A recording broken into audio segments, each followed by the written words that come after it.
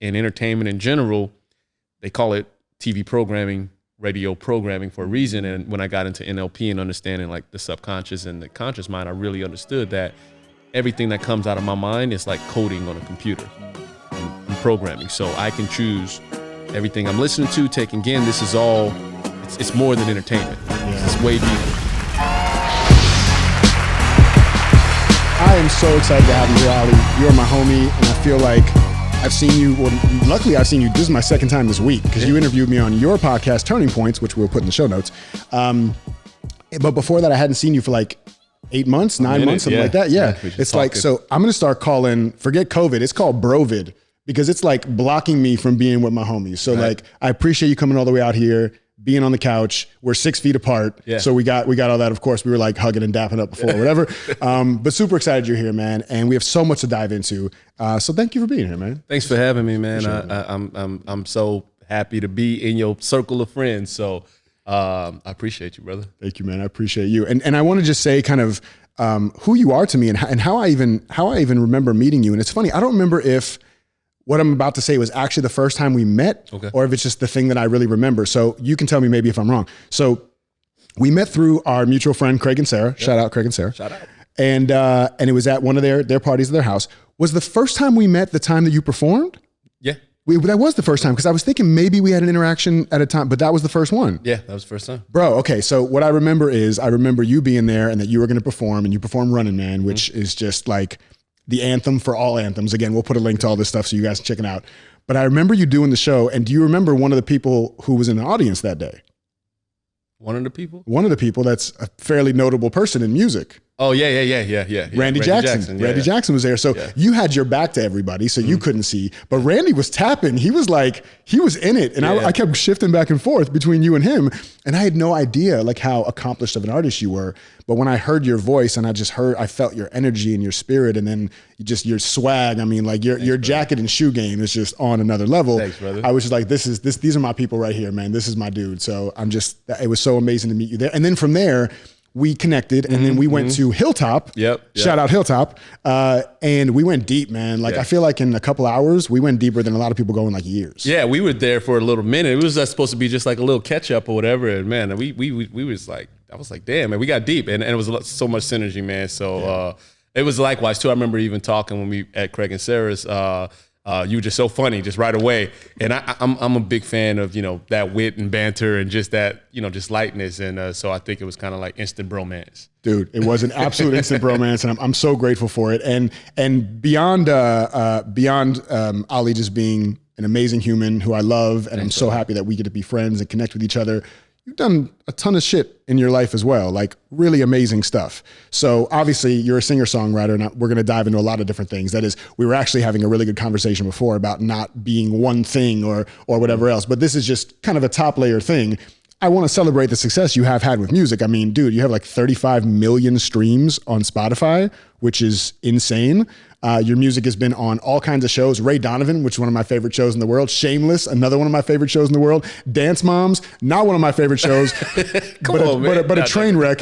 I call Dance Moms Jewish moms if they had murderous tendencies. That's really kind of what that is. All the different networks, MTV and BET and NBC and ABC. You've been everywhere. And you even told me about some stuff with like Key and Peele. Yeah, noise. Noise. Pop culture. You've been everywhere, dude. It's incredible. So how has that been for you, just to like be in the music industry and to have the level of success that like 1% or less of musicians in the world ever have? Oh man, it's been a dream come true. It kind of happens without you even noticing it.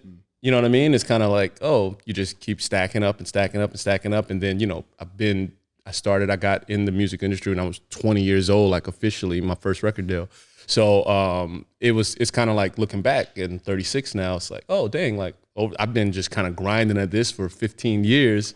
And it makes me proud, because I go back to when I was a little kid in Louisiana, didn't know, had no examples of anyone in the music industry or anything like that, just watching TV, wanting to be in Hollywood. And it's like, oh damn, like I'm here, mama, I made it. Like I'm doing it. So it's really interesting, because you never really realize it while you're in it, right? Yeah. And then you look back and you really can see how far you've progressed. Right. And it wasn't like this easy thing you did, right? I mean, I know you were in the military at one point, you overcame addiction, you were homeless at one point. This was not an easy ride. You had a really successful career in sales that you left because you really just wanted to focus on music. Like do you see and feel that takes a lot of courage, or for you is it just like, well, that's just what I did? It takes a lot of courage. I think for me, like the biggest thing was that I've always been able to like look at myself objectively. So, just kind of always, and I'm grateful for being able to have that bird's eye view, and always kind of just see like, well, where do I want to be, and not being afraid to reinvent myself. I feel like I've had like 3 lives because I was in the Army, and then like before I even came to California, I was a different dude. Like I used to, if I'd have saw me today when I was like 20 years old, man, I might have would have robbed myself. Wait, but tell me, how were you different at 20? I mean, obviously you were different, but how were you different? I was kind of like I wanted to be a thug. Okay. Like I wanted to, like I had like gold chains, and like I used to wear the do-rags with the hat, and I had one of my first cars was a Buick Roadmaster, one of those big long cars, looked like a T.I. video. And I had some big 20-inch Daytons. I had a TV screen in the dashboard, and just 15s. And I used to always like mean mug, like so I wanted to be like intimidating because my environment that I was in, like growing up without a father, like a lot of I thought that's what it was to be a man. You know what I mean? And especially being a black man in America and growing up, I kind of fell into that persona for a lot of years and just wanted to kind of be like a rapper, kind of not a rapper, but that persona of what, of what you get. And then that didn't work out. No, it didn't work out because it wasn't truly who you were. Like it's not natural. But I love that you talked about that. And I want to know about that because you were born and raised in Louisiana. Raised by a single mother, same thing with me. And so I'm really curious to hear your perspective of this, being in the real South, because I was in Florida. That's not the real South, right? You were in the real South. And so being in the real South, being a black man and being raised without a father, how does that inform your idea, your concept of masculinity, right? Because like, that's something I've struggled with my entire life is like, what does it mean to be a man? What does it mean to be masculine? How was that experience for you? Man, it's, I think I really feel like I haven't like learned. Like I just now kind of learned like what it is to be a man. Like over the last, I'd probably say 5-6 years. You know what I mean? In the essence of it, I think growing up, you kind of just pattern after what who you see that is kind of where you want to be or has the things that you want. So for me growing up, it was like, oh, well, these guys got the girls, they got, they seem like they can do whatever. They're hard guys, like, talk about them a lot. And so I wanted to be like one of the drug dealer types, not sell drugs, but it was just like everyone talked about the drug dealers. Right. It's like, oh, such and such, you see his new car and all the girls and like, ooh, you know what I mean? So I kind of wanted that, and I never got that attention growing up. So I feel like when you don't have that father figure, or if you don't have those right influences, you basically, I feel it's easy to just pick like what you see. It's like, oh, well, I want that. Well, let me pattern after that. Right. And that's why I think media is so important. Because when the other things are taken out, then media steps in and it's like, okay, well, then I'm gonna be American Gangster. I'm gonna be Scarface. Right. You know what I mean? It's like when Scarface came out, the freaking amount of drug dealers that got into the business skyrocketed. Yeah, it's crazy because you're right. Entertainment, music, they all have the power to really influence at a deep level. Like I know we talk a lot about like influencers in the world and they're influencing what to wear, or what sunglasses to buy, or whatever else. But there's a much deeper level of this. And if we are glamorizing and glorifying things like drug dealing or misogyny or whatever else, then the kids who do not have a solid role model, they're going to live by default instead of living by design. Exactly. They're just going to pick the frame of reference, like you said. It was the same with me. I didn't have anything like that, and so I didn't know what it meant, and so I kind of had to try to find my own way. So I think you're right. There's a huge responsibility for media, and not just media in the news, media and entertainment. It's really, really important. So has that been a part, like, is that front of mind for you as you're creating even now to this day? Is that something you're centered in on? Absolutely. I mean, it wasn't for a long time. For a long time, I was trying to like fit in the mold. So it's like, oh, if Trey Songz had a song out, or whoever, I was trying to like follow what was the hit. And it didn't feel natural for me a lot of times, like just singing like super highly sexual songs and because that wasn't my experience. I didn't have the girls. Like I wasn't, they weren't throwing it at me like how they was probably throwing it at Trigger,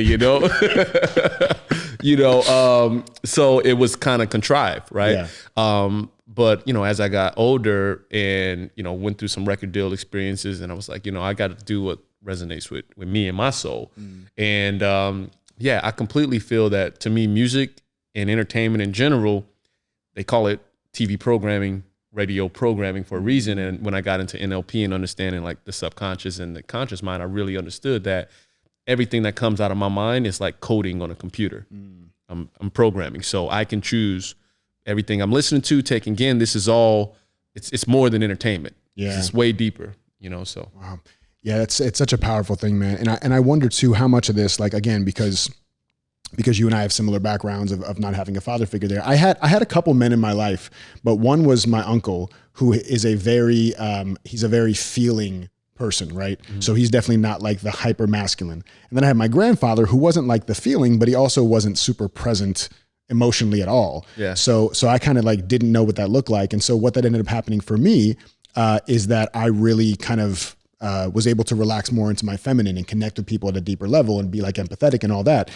Did you have any I don't know if habits is the word, or like energy that you got from your mom that became very easy for you to then put out into the world? Like my mom was a very like loving, giving person. And so I started doing that, even though that wasn't traditional for men to do. Yeah. I was doing that. Did you pick up any of that stuff from your mom? Definitely, man. Like my mom, she was really hard on me in the sense of like hard on me, like challenge me, like push me, because, she wanted me to be, great. And knowing what it was like not to have a dad, she really pushed me. So I had to have like straight A's. And my mom was kind of, if I had like a B, then it was like, okay, well, you gotta get this up. Like why problems and repercussions. It was a 90, it's problems and repercussions. So like, why this a 93A? Like it need to be. So, obviously always doing, the best with what she had, to do, is so there's all good intentions.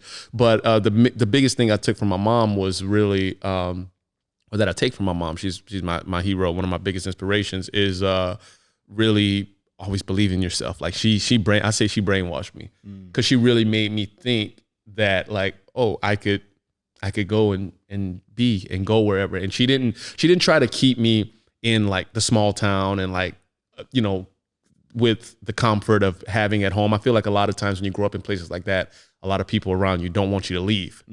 It's like, oh, well, stay here. Well, this is, with the family, the friends. And she was always like, no, like go, like you gotta, wow. Like if you want to go to California or whatever, we had never been there. We didn't travel a whole lot. We've been a few places, but Texas, things like that, we're driving, but I didn't have those experiences a lot growing up. So she was always like, no, go, you want to see the world? Like, oh yeah, you can do it. Go, like push it. That is awesome. Yeah. And you know what, it's not just being from a small town alone, but also what I've seen a lot with people I've talked to. It's so funny how I get into groups of people, guys especially, and I start asking about like dad stuff and how like the majority of them didn't have dads around. And I'm just, really? It's crazy in a lot of the circles that I've talked to.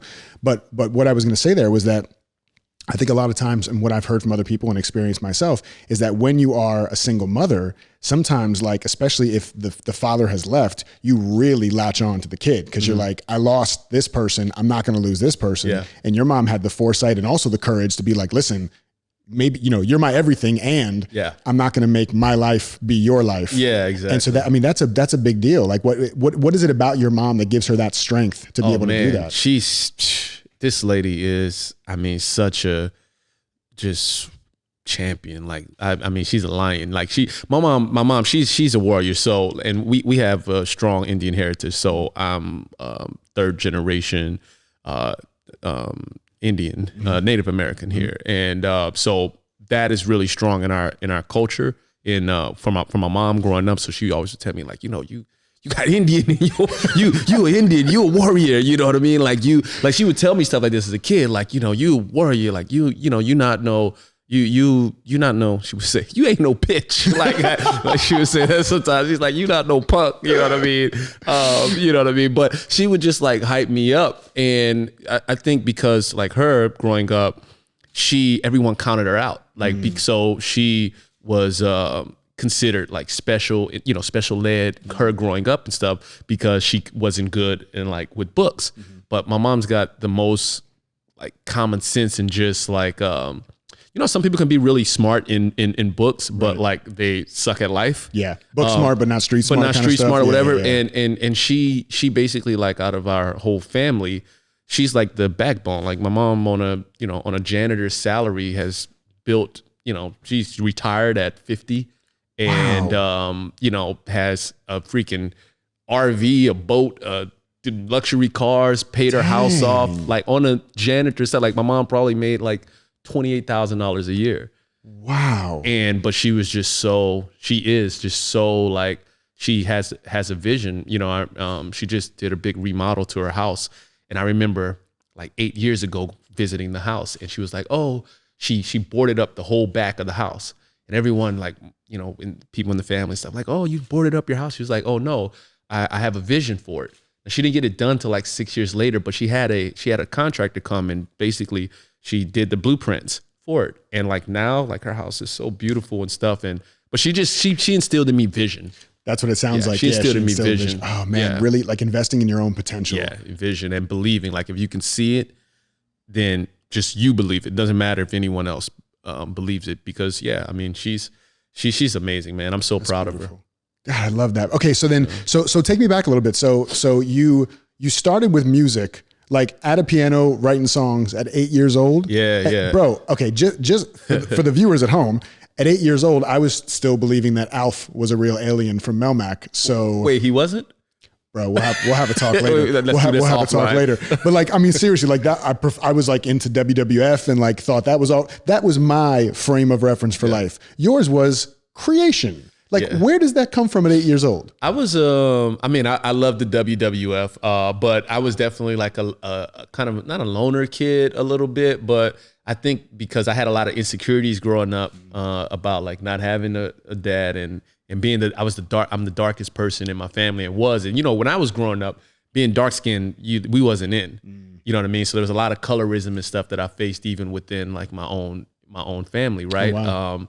Being the black sheep, because everyone's high yellow, as we say. I've never heard that term before. Is that like a southern term? Yeah. It's like like my mom is like your complexion. Okay. You know what I mean? Yeah, I met her once on FaceTime. That's right. Yeah. You know what I mean? So, so growing up, it was always like, oh, this is my mom. People be like, that's not your mama. And that shit used to crush me. Yeah. You know what I mean? As a kid, because it was like, well, damn, like my dad's not there. And then people don't believe that because my mom's really beautiful. And growing up, she was like, when she was much younger, she was really pretty too as well. And people never believed that that was my mom because we were so different in color. Shades, right? But we look the same in the face. I'm just like the darker version of her. And anyways, though, I forgot where I was going with that. But you started early though. I started early with music. Yeah. Has nothing to do with music. But it does, right? I mean, it totally does. Like you trying to find your identity and being a loner. Like I get that, man. Yeah. 1000%. So a lot of that, like I didn't have like a whole lot of. I didn't roll with big crews or friends. I had like the guy that lived down the street from me was my best friend, and maybe like another kid in the neighborhood. You know what I mean? And so for the early parts of my years, when I first got a keyboard, it was like music was the thing that, I could sit here and I could like make songs. And the first song I ever wrote was I plagiarized from a card that my mom had got for like Valentine's Day or something. It was called Love Is. And it was love is memories bathed in moonlight, being with you on a lonely night. That's what love is. And I basically took the lyrics from the card and I made a melody to it. Nice. And I was just like, playing chords and stuff. And that's where it started.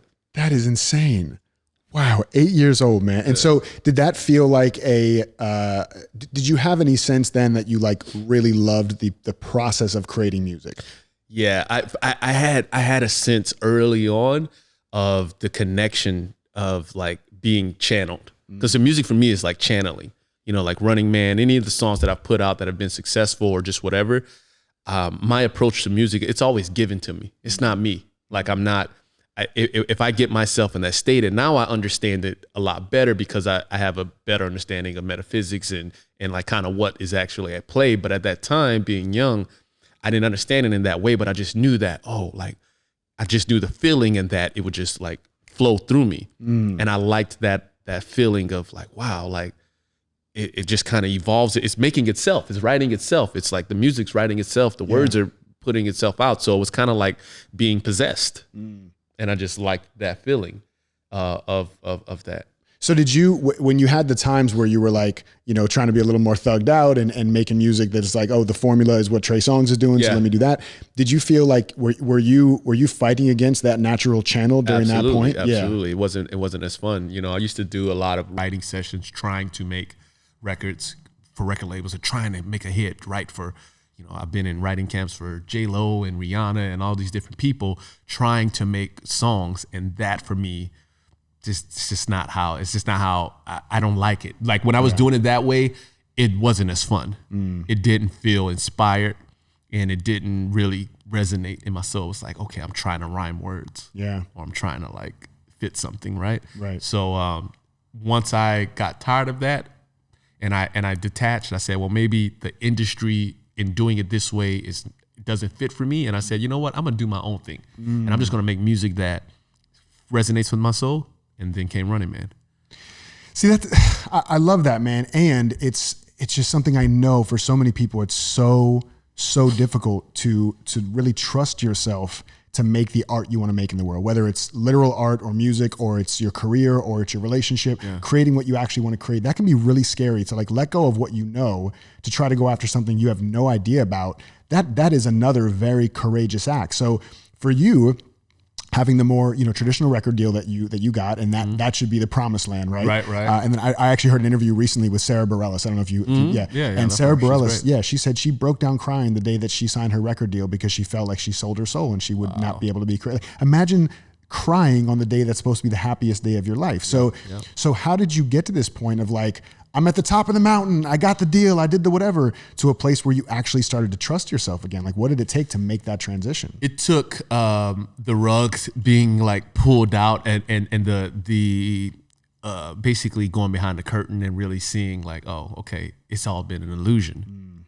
So what I thought was the top of a mountain, it's really not the top of a mountain. So it took that. It took like having like working so hard nonstop to try to get somewhere, and then saying like, okay, getting it, and then feeling like, oh, well, I'm like, like this ain't, what the hell is this?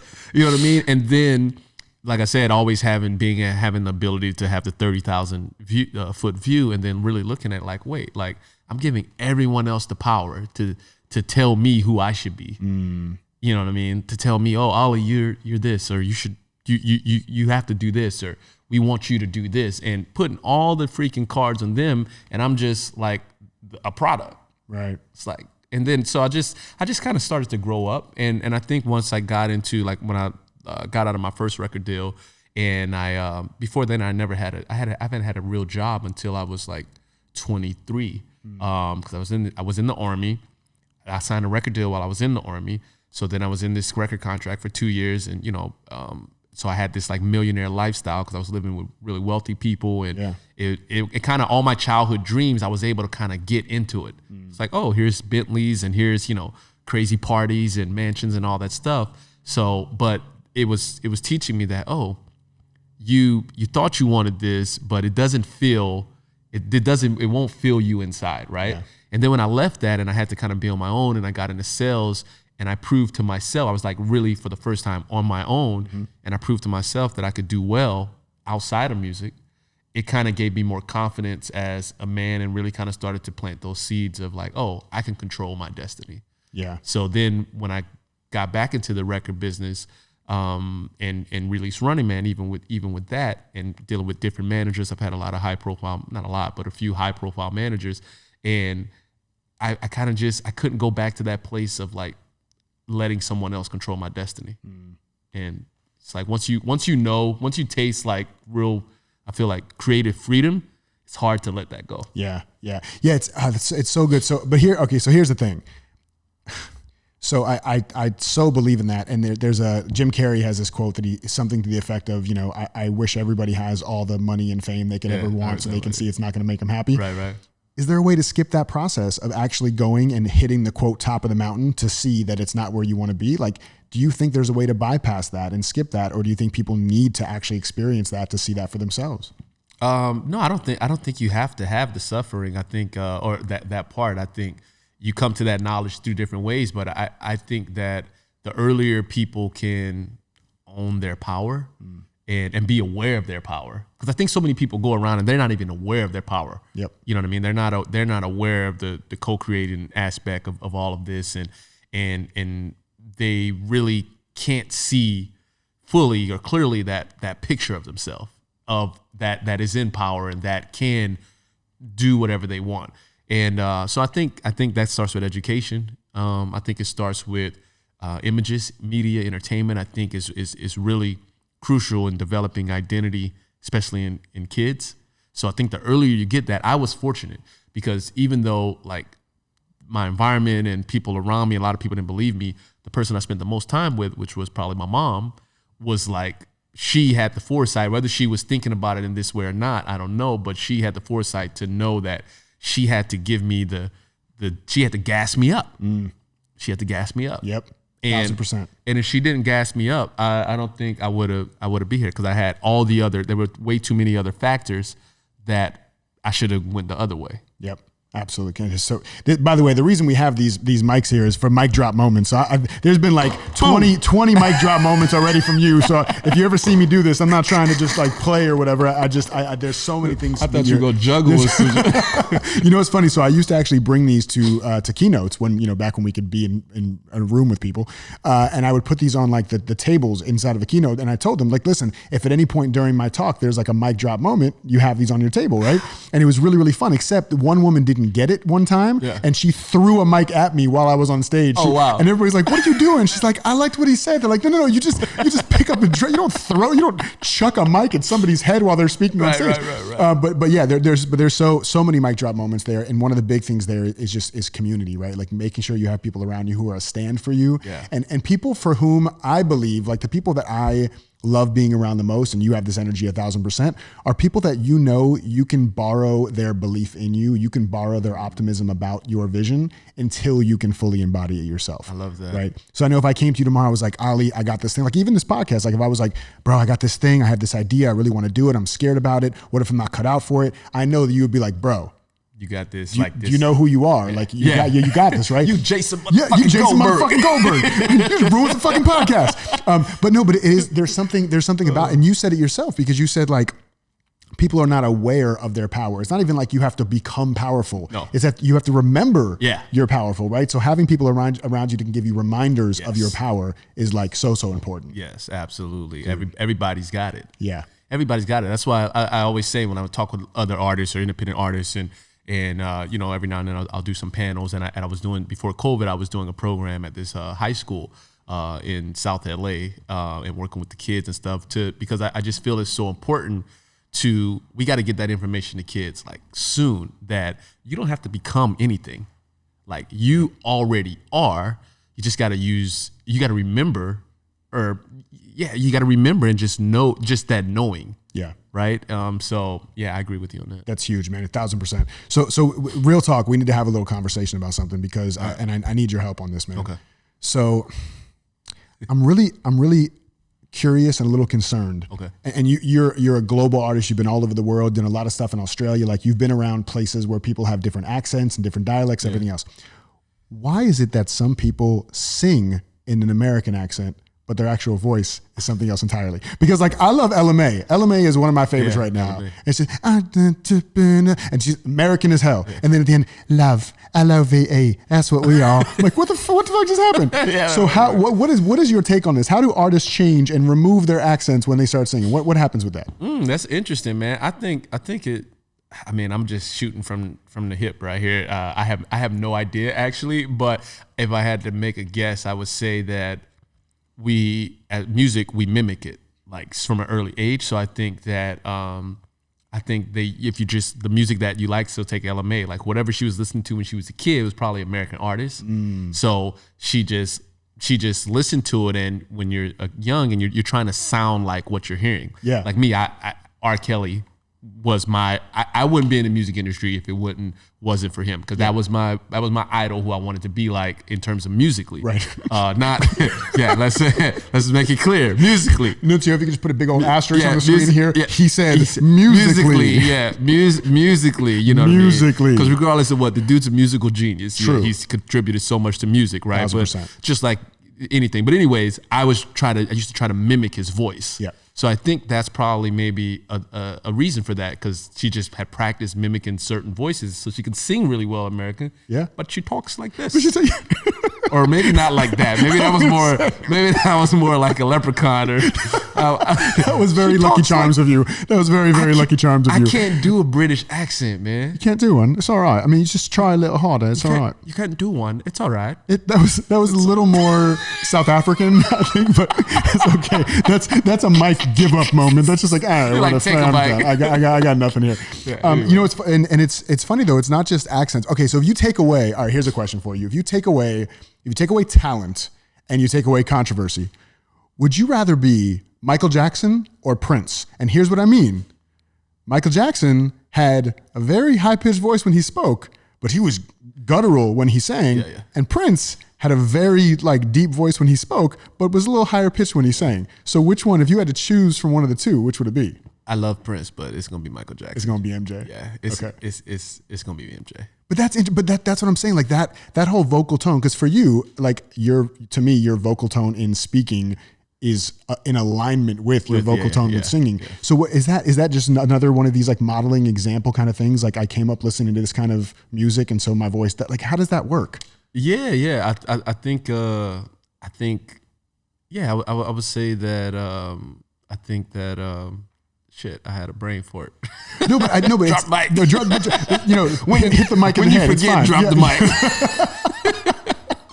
No, but it's funny. Even as I asked the question, I started thinking about myself, and because this is all about me. And I was thinking when people say, "Yeah, there you go, there's the mic drop."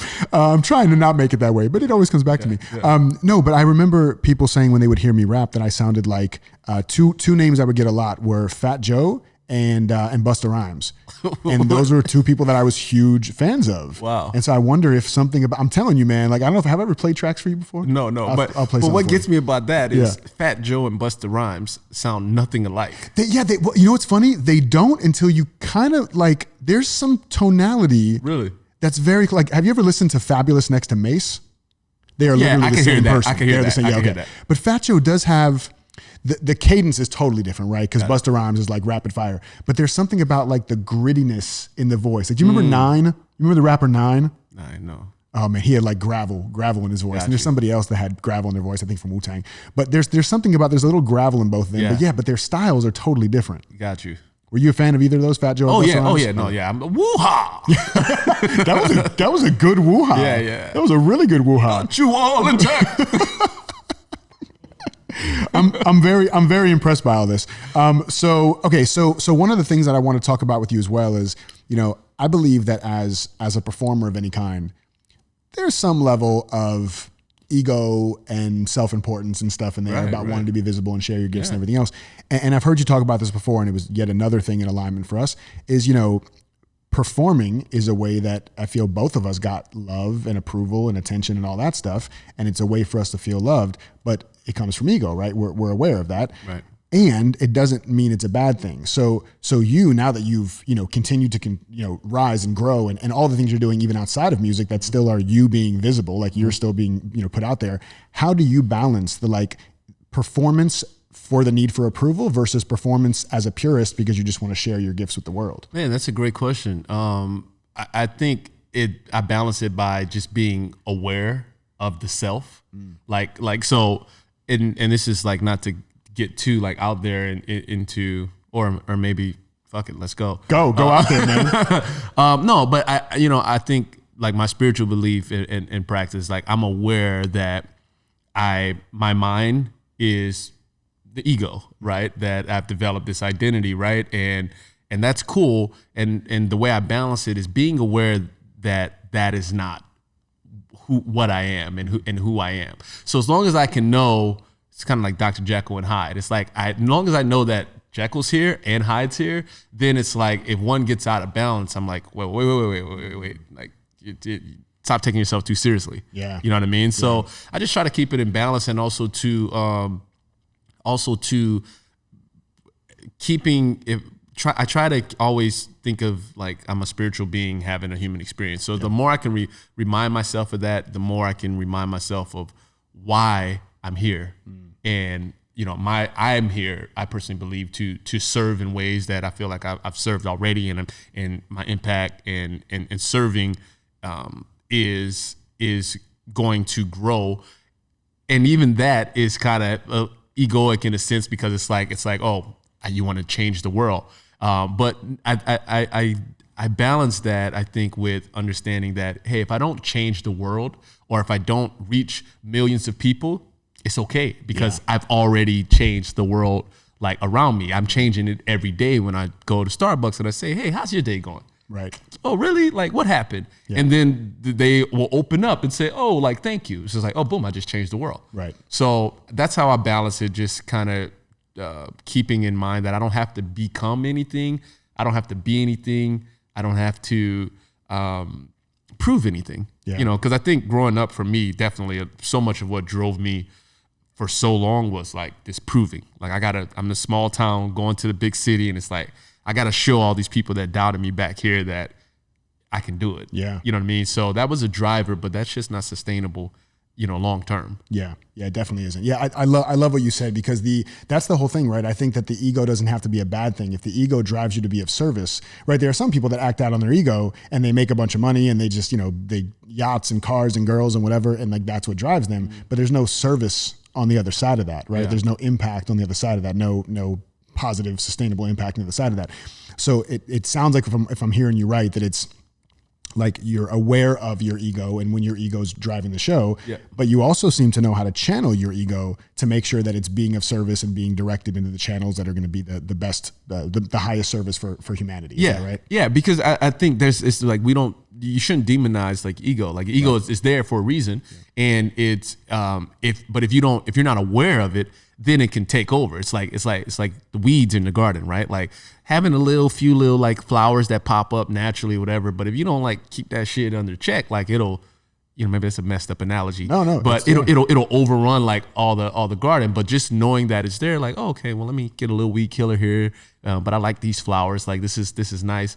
So I just try to keep in check that I know it's there, and don't let it convince me that that's what I am. Mm-hmm. Like, just always keep in check that, okay, ego, I know you're there, but I know that this inner being, this higher divine being is really what I am.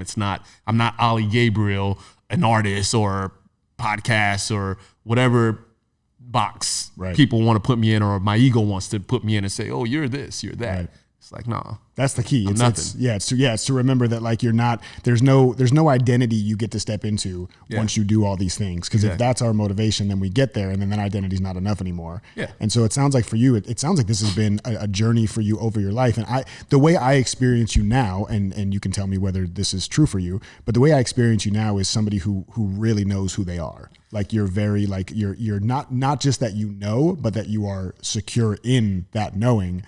And it sounds like you've had all these, a lot of the turning points or challenges. Turning Points, shout out Turning Points podcast. Shout out Turning Points. But some of the turning points in your life was you, again, kind of like remembering who you really are, right? Yeah, remembering exactly. And it's been, I mean, thank you for that. I think it's an ongoing thing, because like anything, I forget.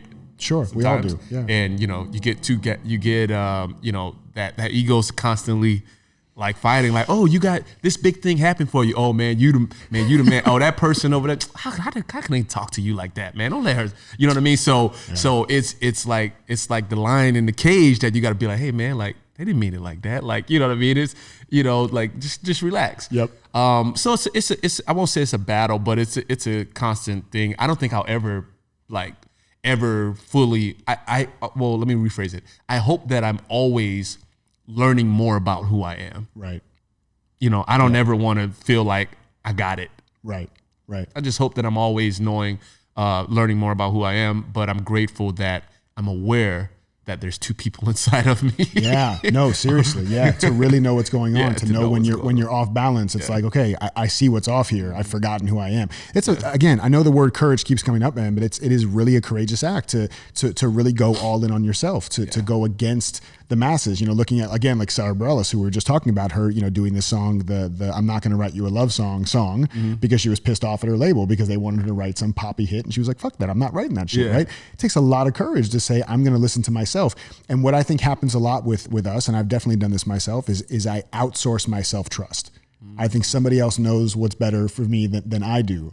And so it's always this bringing back in. All right, cool. I get a mic drop now. Amazing. Boom. I'm gonna chuck a mic at Nuncio. But really, I mean, and that's been a practice for me, man, is just practicing that self-trust. So it sounds like for you, you've had a lot of like in your face moments where it's like, you have a choice right now. You can continue to outsource your self-trust and try to create a Trey Songz song and be a thug, or you can resource that self-trust, stop outsourcing it and do what's right for you. Yeah, absolutely. That, I mean, and you know, cause I grew up with so much, you know, in wanting to be in the music industry and wanting to be famous and stuff during the era when it was like you had to be discovered. So I remember going to talent shows, and so it was always this idea really young that I had to put my trust in someone else, and they had to find me and recognize what I had in me, and then it had to be good enough for someone to say, "Oh yeah, like you're good. I choose you. I choose you." You have to wait to be chosen. Like, you've got it. Yeah. You've got what it takes, right? So you compound that years and years and years of that kind of programming, and the record companies and media has done Hollywood has done a really great job of marketing that whole starlet, be a star, you're a star, America's, you know, American Idol, right. the next Idol. top model. Yeah, exactly. Yeah, you know, right. like all these things that basically condition you to outsource your trust. Yep. You know, someone on the panel's got to tell you that you're great. Yep.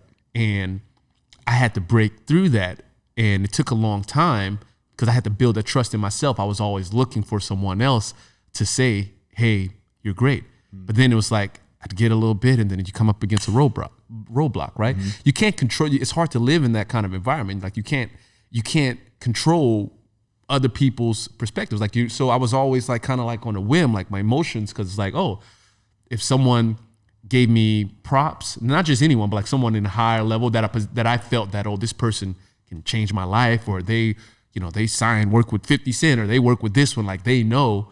So I was always outsourcing it, and I didn't have any confidence in what I was able to do if everyone's turned their back. And once I started to cultivate that, that's when I became a fucking beast. Yeah. You know what I mean? And you start attracting people into you, right? Yeah. You know what I mean? Yeah. And I say that beast in the way of like just the inner beast. Right. It has nothing to do with anything material or outside of yourself, but it's just a feeling of like when you wake up in the morning and you feel like, man, like I am king. Like I'm God. I can feel, not in the bigger sense, but I have the power to create anything that I want, and it doesn't matter what other people's opinions or perspectives about me are. It only matters about what my perspective of me is. Yeah. And that's one of the reasons that I Nuncio wanted mic drop. Nuncio mic drop. Okay, yeah, Nuncio mic drop. You're allowed, dude. We got to get you some more mics for sure. Don't chuck one at my head though. If you can avoid that, that'd be great. So one of the things that I do think is really inspiring about you, and it's one of the reasons I wanted you here, is because when I look at the people that I look up to the most, and it doesn't matter their level of fame anywhere in the world. Right. It could be somebody that I know that is working a 9-to-5 job, or it could be somebody who's like a big person in the world, big identity-wise, based on society, well known. And one of the things that's always really inspiring to me is when people are willing to live in their genius, when people are willing to share who they really are. And when I look at people out in the world, and I look at, again, whether they're thought leaders or speakers or authors or whatever, it's not what they're saying or what they're doing that impresses me. It's that they are fully in their gifts, right? Like when I watch, for example, I'll watch America's Got Talent. I'm one of the people, I don't know if this is you, no, anybody at home, just like be on my side so that I'm not alone on this. It's a little bit of a vulnerable share. I cry watching America's Got Talent all the time. Really? And the reason I cry, that was a judgmental really. Really. Pussy. Fucking wussy ass bitch. My mom would have torn you up. But the reason I cry though, is because there are people that come out there that should not be as good as they are at what they're doing, whether it's dancing, singing, whatever their talent is. They shouldn't be that good by society standards, and they're afraid to even put it out there, but they still go and do it. Yeah. And it's amazing. Yeah. It's like somebody that is willing to show up in that power is one of the most inspiring things in the world. And I think it's one of the most inspiring things we can do for other people. It's not about what we're doing, but it's about like our clarity and truth and living from that truth. And so again, I feel like you're living from that truth, and it's how you're showing up in the world. So I think regardless if people want to be an artist or not, looking to you for inspiration is saying this person knows who he is and he's out in the world acting from the place of who he actually knows who he is, if that makes sense. Yeah, no, that does. So I'd agree with you too about that too. I think, yeah, one of the most inspiring things for me too is when you see people like believe in themselves and go for it. Yep. You know, so I thank you for recognizing that. And you know, it's something that I think it's just like a muscle. It just keeps getting stronger and stronger because there's things that I want to do that I'm not doing. You know, what's one thing? What's one thing you want to be doing that you're not doing, if you don't mind sharing? Yeah. No, I'm in the process of doing it now because I've been kicking myself in the ass, like just on what you're saying. Yeah. But for instance, like the podcast, something that I've wanted to do for a while. Yep. But it's funny because this year, COVID and just the whole fucking craziness of 2020, right? I mean, COVID just being one thing. Right. But this has been the best year ever because it's been like a giant mirror for me to see, you know, all the ways that I am serving and then all the ways that I've been wanting to serve, but I've been afraid. Right. So podcasting being one of those things. What's scary about the podcast for you? Or what was scary about it? What was, I guess it was a big part of the biggest thing for me in wanting to do the podcast and really move more into the personal development space and coaching and things was the identity part of like, people know me as this. So it was really caring more about what other people think. Yeah. You know what I mean? So this year was a big year for me in getting out of that mode. It's like, so for instance, I run a digital marketing agency. Like most people don't know about my sales background. Like I've sold everything from cars to financial software to like timeshares and then when I got into SEO and digital marketing, that's the first time I made 6 figures. Yep. So that changed my life before music changed my life. Yep. And but I always kept it a secret because I felt that, well, if people knew I do this, then that means that I'm not successful in this. Yep. So it's crazy because I would I was burning the candles from both ends for many years where I worked a 9 to 5, you know what I mean? Making freaking amazing money more than people's parents, right? Yep. But I would go to the studio after it and, you know, I would speak anything. It's like, oh, I don't have a job. You know what I mean? It was kind of like, it was my little secret. Yep. Right. And it's really interesting because when I think about that, it's like, oh, it's like this, it goes to show how strong identity is. Like when you wrap around, like, well, what does it mean to be an artist? Well, artist means that, oh, I have to make music full time and I got to be this. So if it's anything less than that, then I'm unsuccessful. So I had to learn how to redefine success for myself. So I think this year for me was big and stepping out into things like we're launching. I'm getting ready to launch a course too as well, and we're actually launching an opportunity with our company. I mean, our company's on track for $3 million this year. Amazing in revenue. That's incredible. And so I'm actually putting together a program right now to help other people create financial freedom through digital marketing.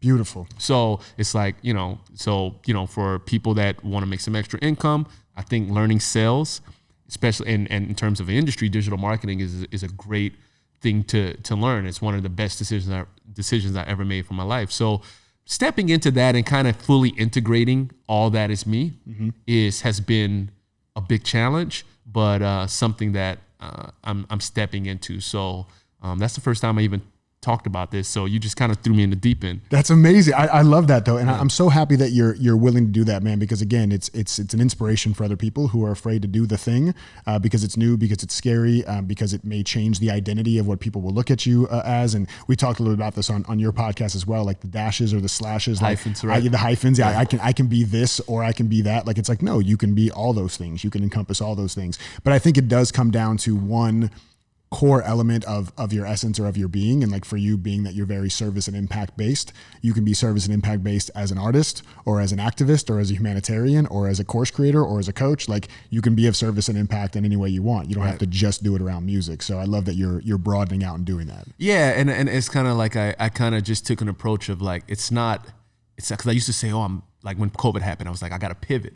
So the first thing in my mind, because I was on tour last year in Australia with Panau and I had a bunch of dates this year for music, and then all that went away, you know, when COVID happened. And then I was thinking, it's like, oh, damn, I gotta pivot, because how do I keep this amount of, you know, this money still coming in, right?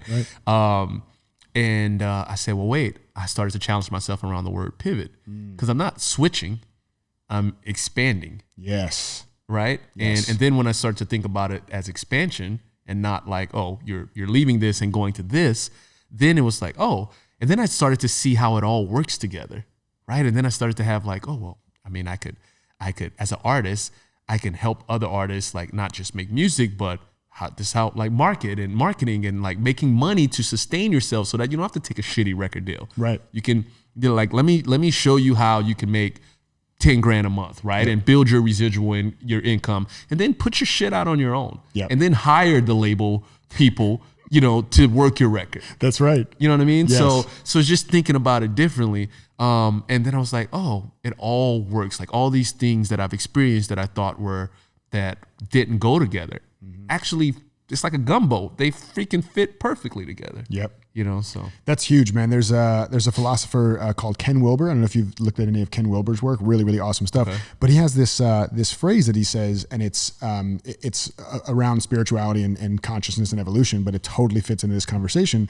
Is he talks about including and transcending, right? Don't leave behind who you were, transcend who you were, and include who you were as you're on the upward trajectory. And I know for me, like when I left my corporate job and became an entrepreneur, I was like, oh no, I'm not going to go back and talk to anybody, like for getting clients or anything. I'm not going to go back to that's my old life. I need to bury that life of being in corporate. It's like, no, there's a lot of benefit from that. If I could go back and start over, I would have integrated and meshed those things together instead of trying to keep them as polar opposites. Yeah. So being able to really see those connections and integrate, I love that, man. Yeah. That's really, really dope. Yeah. That's what I'm most excited about right now, is that full integration. Cause I feel like I'm just now turning that corner where I guess it's just all maturity. And I guess, I'm not mad about not doing it earlier, because I'm happy that I have the story of it, because I know what it's like to like not be integrated. Right. You know what I mean? To kind of have these split, you have to be different things at different times for different people. Right. Yeah. So it's really, I feel really good now that whatever it was that clicked, COVID was, this 2020 COVID was part of that mirror of like, oh man, like really integrated all like in. So now the opportunity, the way I see it, it's like, damn, I got like a napalm bomb right now. I'm just about to drop. So it just feels so powerful, you know? I love that. Well, dude, I want to shift over into something that we do here that's really fun. It's called Mixtape of the Mind. So Mixtape of the Mind is where we take a lyric from a rap song and we look at the implications for our lives, for becoming better people and things like that. Now, you called me out and I failed miserably on your podcast because you asked me my favorite Drake line. Yeah, and I was like, damn, I don't know, man. Like, because I'm a huge Drake fan. I was like, I don't have a Drake line. So I didn't pull my favorite Drake line for this, but it is a Drake line that we're going to play with today. Okay. Right, so this Drake line is from his song 6 p.m. in New York. And he says, some nights I wish I could go back in life, not to change shit, just to feel a couple things twice. And there's something about this quote. Some nights I wish I could go back in life, not to change shit, just to feel a couple things twice. And to me, it feels like it's a message of presence, of perspective, of nostalgia, maybe even regrets.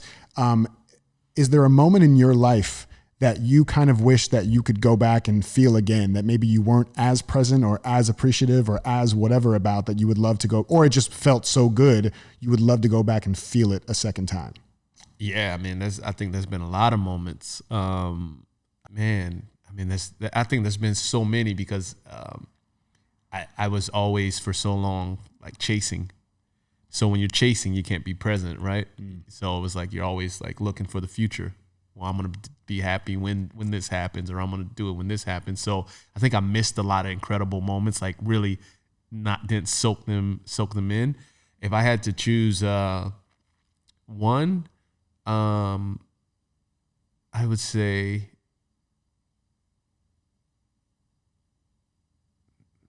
damn, man, that's hard. Yeah. Because it's like, how far back do I go? I mean, I'll take it back to home. I would say like time with like my younger brother, and we're not really close right now. Mm-hmm. Kind of we're different paths and journeys, and I think that he's growing in his own way right now, right? But I do miss, or I would go back to like those kind of when he was a teenager or whatever, and he lived with me when I had my record deal here. He came up to LA, so just like that, those moments, being more present in that and maybe more intentional. But I didn't have the knowledge, so it's kind of hard for me. Like questions like that, or like when I think about those things, it's kind of hard because I feel like you can only operate from with the information that you have at the time that you have it. So I kind of hate to say, or for me, I don't like to say like I would have done it this way, or because I think if it would have been different, then I wouldn't.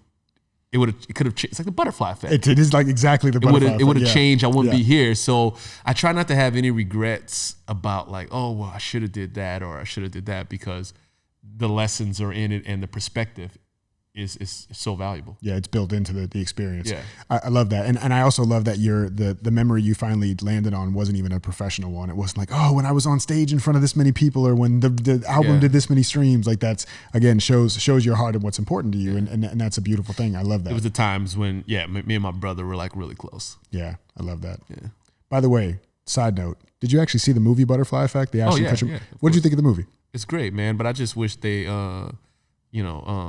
wouldn't have put that firebomb in the mailbox. Yo. Yeah.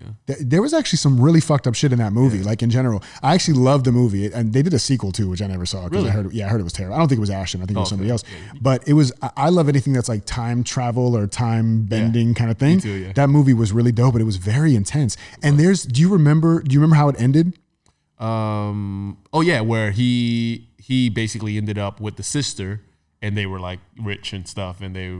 Well, at the very end, he went back and he, at the birthday party when he first met, I don't remember, is it not Amy Smart? What's her name? Whoever the actress is in the movie, where he meets her at the birthday party and then like is mean to her or something, so that they won't be friends. So that hit her and the other guy. Yes. Take off. Yeah. So that was the thing that was interesting. Did you see the alternate ending they had? No. Bro, so fucked up. Okay, so the premise here, what happens is because of Ashton. If you haven't seen the movie Butterfly Effect, if you have seen it, you'll be the third person that's seen it, because nobody else has seemed to see this movie.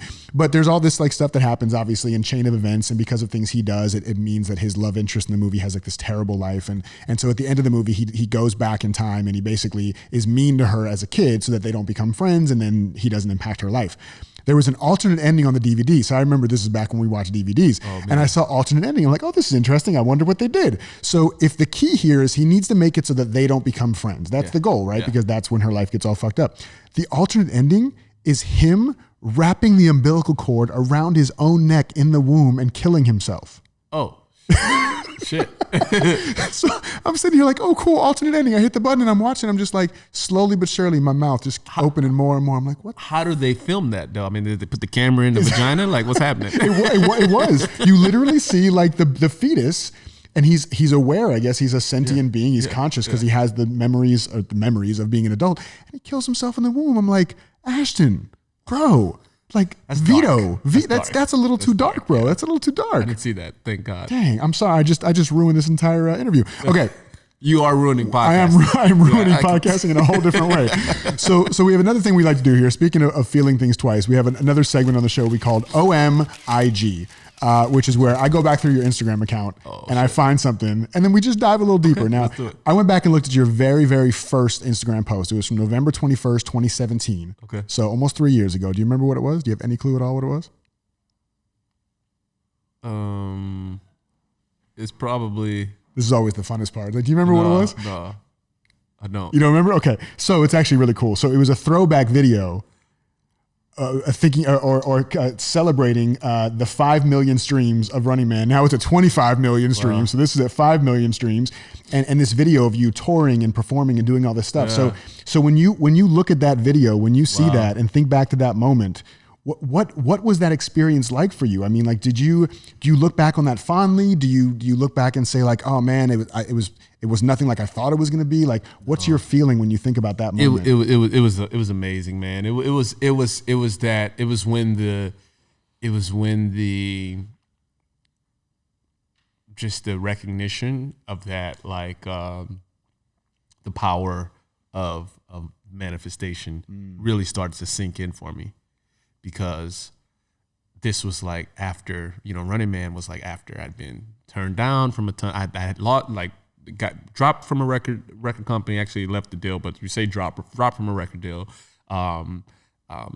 Turned down from, when I was trying to shop and get on. So turned down from a bunch of labels, and, had a few really shitty publishing offers that I just had enough self-worth and dignity to know, like from big people, right? I'm not going to do any name dropping. But we'll do that afterward. Yeah, we'll do that afterward. But just, I had enough dignity and self-worth to like, nah, man, fuck that. Like, you're not fucking buying my publishing for $15,000. Like, I got enough sense, you know what I mean? I'm worth more than that. Yeah. And so it was like after all that, and then after the digital marketing and building that, and then basically I kind of had to build it back on my own. So like launching in Germany, when I was getting turned down here, ended up getting a licensing deal with Sony. So basically positioned myself, this first time I positioned myself as a company instead of an artist. Yeah. Because I own my shit, my masters, you know what I mean? So I licensed it to them and said, you guys can have it for a few years and we'll split the costs. You know what I mean? On the marketing and whatever. And for it to be successful. And I remember like being in those rooms and just see like, wow, like I'm across the world.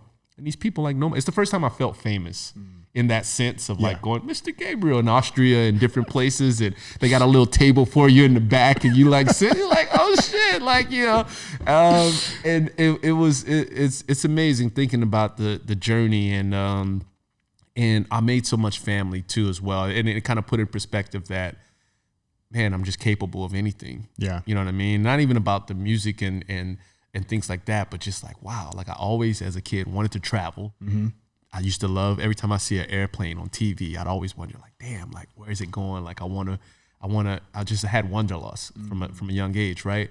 So that was I toured all around Europe and stuff, and, people showing up with pictures of me to autograph. I was like, damn, like they actually went to the internet and like found a picture of me and like brought it to the show. And it was just amazing, man. It was a feeling. I mean, it's definitely, it makes you very humbled and grateful to have the gift of being able to channel something. Cause like I said, for me, music has always been, I wrote Running Man in like 15 minutes.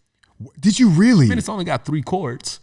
Dang. But yeah, it was like 15 minutes, like literally it just like channel. Like I sat down at the keyboard, and I remember this day specifically because I was at a place where I was coming up against a lot of rejection because I was doing production music and filming TV. So people, I was successful in that. People knew me, or within the industry, music supervisors and licensing agents and things like that, having songs and filming TV, but that's not on the radio. Like you could, if you're behind Bad Girls Club or whatever the TV show, it's cool. You're making money, but no one knows that. You know what I mean? So it was like, I want to be in the front. Like I need to be on stage. I need to be performing. And no one, I won't say they got me. Like it's so crazy. I'd be sitting in executives' offices and, oh man, we love your music. Oh, you're great, man. This is like, you remind me of comparing me to like legends and things like that. But like, not signing me because I was still wanting to be signed at that time. Right. Now I wouldn't sign I won't say that because you never know what the opportunity is. Well, it depends on the people depends on the people are. With. Yeah, but sure. I was still like trying to like pick me, right? Yep. So I remember being frustrated about the situation that had happened where I didn't get picked, and it wasn't like fair. Like they wanted to pick me, but it was like I was gonna have to take it up the butt, right? Yeah. Which, no offense to anyone who likes that. Right. Unwillingly, though. Unwillingly, right? Yeah. So from a business aspect, and I just was like, you know what? I'm going to keep going. And I remember going to the studio and it's like Running Man. It was like, feet don't fail me. Like, I was born without no shoes. Like it was just basically, I just remembered who I was. Like you can't stop me. There it is again. You remembered who you were. I remember who I was. You can't stop me. That's been your entire journey, is remembering who you. And I think that's the journey for all of us. Yeah. Like anytime something feels off, we probably have forgotten who we are. Yeah. And you've just you've flexed that muscle. You've built that muscle a lot to be aware of that. So did it feel extra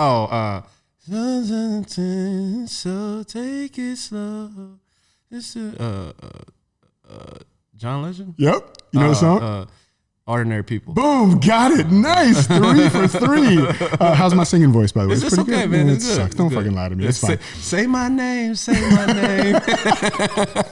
So that leads us into a very not strategic segue whatsoever between you and John Legend. So you were also on the show Songland on NBC. You were a finalist on that show. Yep. Wrote the song Something New for John Legend, which is a gorgeous song. It is beautiful and it's touching. The video is beautiful, but the song itself is just absolutely amazing. And I know you said that the show was kind of like a Shark Tank for artists. Yeah, kind of a thing. Essentially, yep. Yeah, essentially. So how was that experience for you? Like in general, how'd that come about, and how was that experience for you? Man, it was a great experience. It came about, it's so crazy. So I had actually earlier that year went on AGT. No way. Yeah, but I didn't want to do the contract at the end. So after we filmed it and all things, so I made it to the final rounds No and stuff way. but they cut me out. They just showed me a little bit in the beginning because they're not gonna give me the free publicity. Of course, yeah, right, yeah. right. And because there's like a few rounds of contracts, right? And anyways, so I dropped out of that show, and because I was like, again, knowing my worth. Knowing my values, like, okay, it's a TV show, and but it's so limited. Like, I'm not about to do a whole bunch of things, right? Right. And I was just like, okay, cool. And that was in July when that happened, and then the year kept going, and then like in November, I get an email from my lawyer that's like, yo, there's this new show that asked me if I knew any dope like producers or songwriters. It's a show about songwriters. And I was like, yeah, send the info or whatever. And so I connected with the producers and sent them some tracks. They were like, oh, these are the artists that John Legend wasn't a part of it at that time. Actually. Oh, okay. It was some other artists that they had on the show, and they were like, do you have any songs for these artists? So I sent them, a bunch of songs for different artists because I'm always writing and producing for different people, a lot of times. So the producers hit me back like, oh, we love 5 of these songs for different, for the different artists. And it was like, at first when I was on the show, I thought that I was going to be on for a female artist. Okay. I think it was Kelsey Ballerini or someone like that, because I had this kind of country-ish kind of pop song. Yeah. And I was going to have a female singer demo it, and I was just the writer, right? And at the last minute, John Legend comes in and they were like, yo, do you have any songs for John Legend? And I was like, well, there's this one song that I was going to put out in 2 months that I had wrote. And when I wrote the song, I was like, I went to the studio. I was like, I want to make a song like When a Man Loves a Woman, like a classic kind of song that's love song that's just reminds me of the OJs. I grew up on soul music and growing up in Louisiana. So that's really the OJs and those kind of real soulful voices, which you don't hear a lot in music anymore. Right. It's manly kind of voices where guys are, come here, Teddy Pendergrass kind of voices, turn them off. I love that kind of soul music, right? And so I wanted to do something like that. And I was like, well, I have this one song. And I sent them that, and I was like, this would be perfect. And that's how I ended up on the John Legend episode. No way. Yeah. And it's crazy because here's another thing about the manifestation and how the divine creation always knows. So when I was in the studio, I wrote this song a year before I even knew Songland existed. Yeah. Even before I went on AGT. And I just went in the studio one day. What are we gonna do? Oh man, let's make something classic. I want to do something like this. And wrote the song. I'd always know when a song's a hit, right when it comes out. When I say I always know when other people are gonna resonate with it. I've never been wrong so far. And what I said that night in the studio on everything, I was like, if I don't do this song, the only person I could hear doing this song is John Legend. Shut up. I said that on everything. Shut up. It could strike me down if I'm lying right now. Wow. Yeah. So it's it's your inner being always knows. Yeah. And I've just cultivated, I think when you're a songwriter and you spend a lot of time by yourself in the studio or whatever, I think the more time you spend in alone or in silence, quieting the mind, the stronger connection a lot of times you can make with that intuition and the divine to really hear it. Yeah. And be able to get the signals, get the signs. This is right. This is wrong. Go here. Go walk into that room. Say hi to this person. Do these different things, right? So this was the thing. So it literally told me, It literally, I was like, oh, someone John Legend. And then a year later, I end up on the show when the whole time during the show, I thought I was going to be on the Kelsey Ballerini episode. Yeah. And then at the last minute, it's John Legend, and you're the premiere.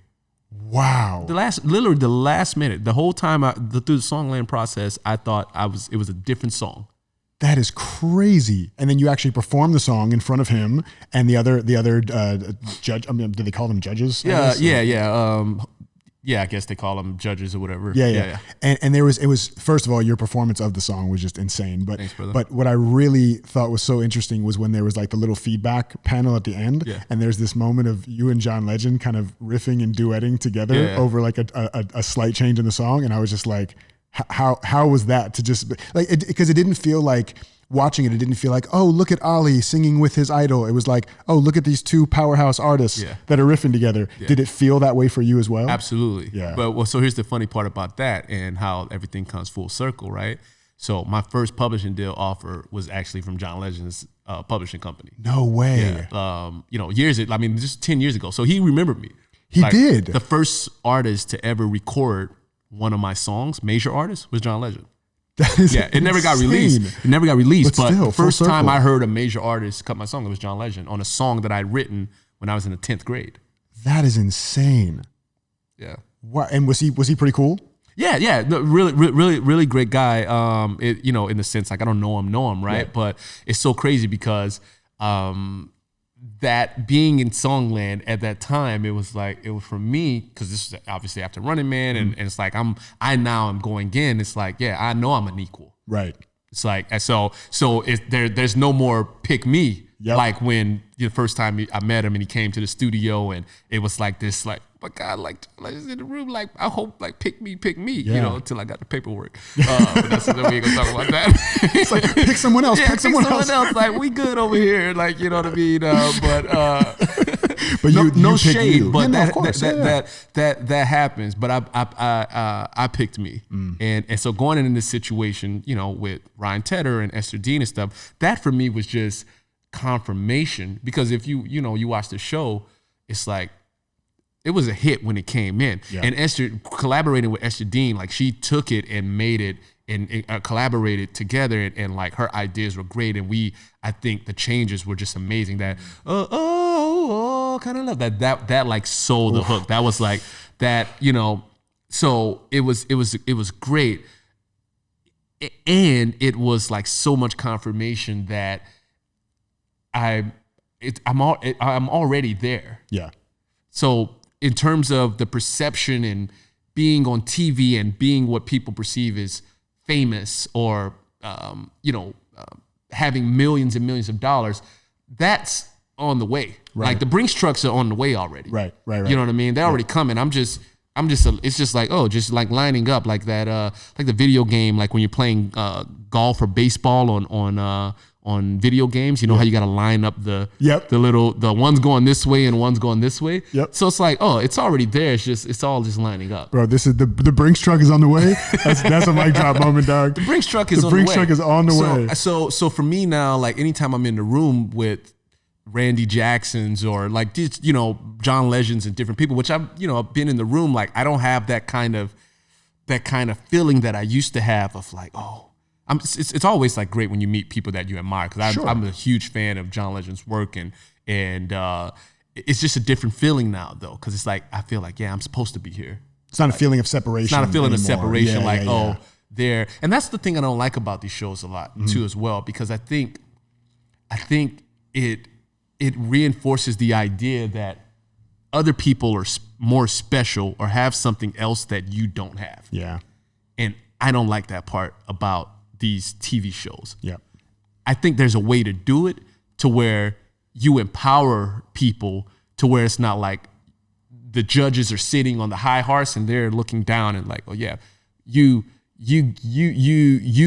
have what it takes, or like we're picking you. Right. There's a way to do it to remind people that, hey, it's already inside of you. Yeah. And you're just like us. Right. You're just like us. I'm not a genius. I can have 1 million hit records. Like, what's a genius? Yep. You know what I mean? So I just don't like that idea of like really just putting celebrity so high to where people think like, oh, it's just, some people are amazingly talented. Like I know I'm amazingly talented, but I don't think like my talent trumps someone else's talent in a way. I think, I don't know. I kind of, that's my thing with those shows. It's kind of always a feeling of like, you need the judges, or like they have to being discovered. That whole being discovered. It's the fairy tale narrative. Yeah, man. I It's hate the fairy tale narrative. Yeah, and I get it, because they're playing to the lowest common denominator. The person at home that wants to see somebody win and be chosen and all this stuff. Yeah. But unfortunately, for the actual people who are in those situations, it is reinforcing that I need you to pick me instead of I pick myself. And the structures are in place now where you can pick yourself. You don't need to wait for other people to pick you. Exactly. And I think really the people who get successful, in order to get successful in those fields, you have to pick yourself. It's the people that they don't care what the world says. They know within them. It's like Jay-Z got turned down by every record label. No one was rocking with Jay-Z, but it's like, no, I know what I got. Yep. It's like, you look at the biggest artists, you know what I mean? Alicia Keys dropped from her first record label. Yep. You know what I mean? And so just that belief in yourself is what it takes.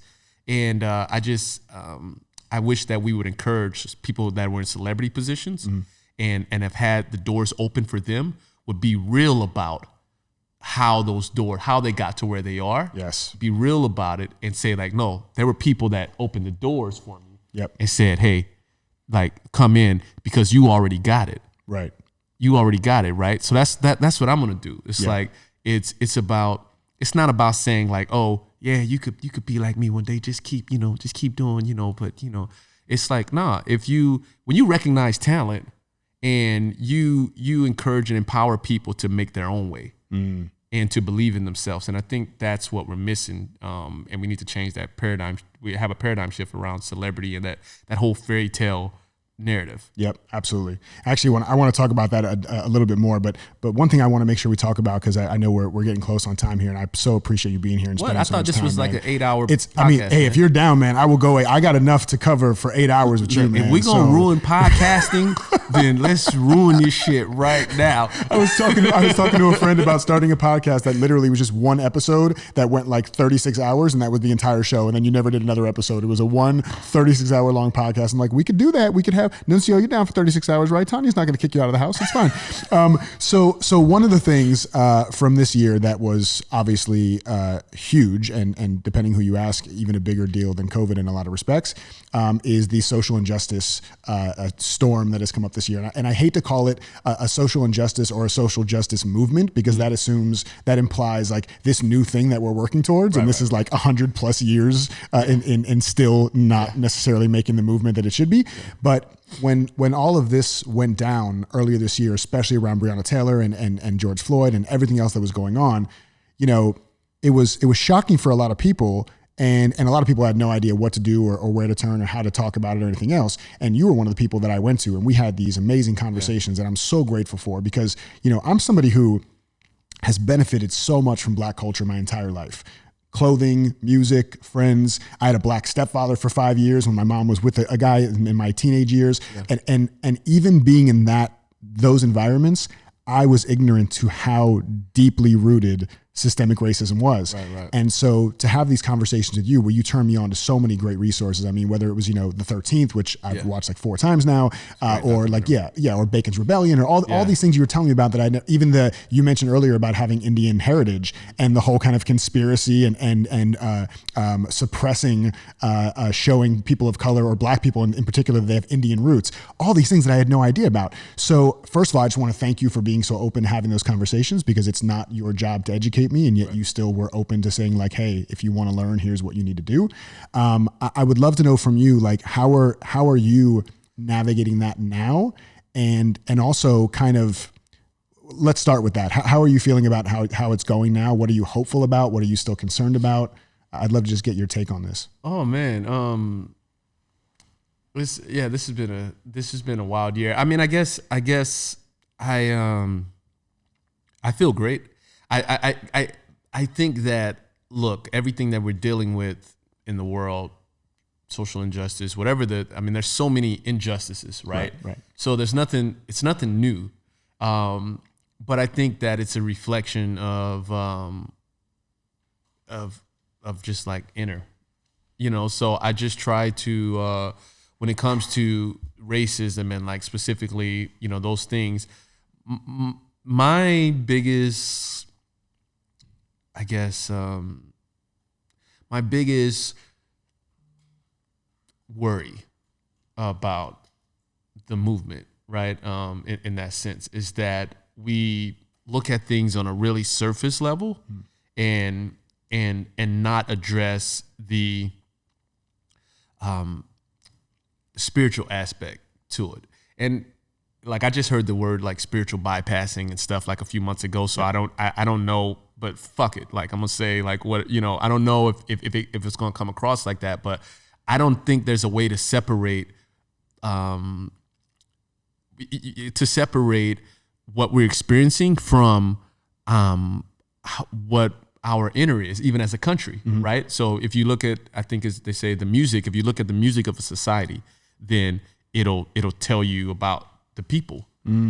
So if you look at our entertainment, you look at what we consume, you look at the way we live, to me, having years like 2020, having things like COVID, it's not surprising to me. You know what I mean? Yep. Because I don't, it's like it's just not surprising to me. And so I guess I'm not one of those black guys that, and I want to address that too. Like, but I'm not a person that is like just mad or like, oh, this is happening to me, because no matter what's happening in this 3D environment that I'm in, I always know that there's higher rules, higher laws that I try to follow. Not all the time, but I always try to follow, like no matter what's happening. It's like Nelson Mandela. He was in prison, but he was like, I was free. He wouldn't, you know what I mean? So regardless of what's happening, it doesn't have to be my actual reality. Not discounting that's not happening for other people, but what I'm saying on that is that if you're experiencing that, don't just look on the outside on how can you change, how can we make police better, how can we make people less racism, how can you inside, it's got to start inside.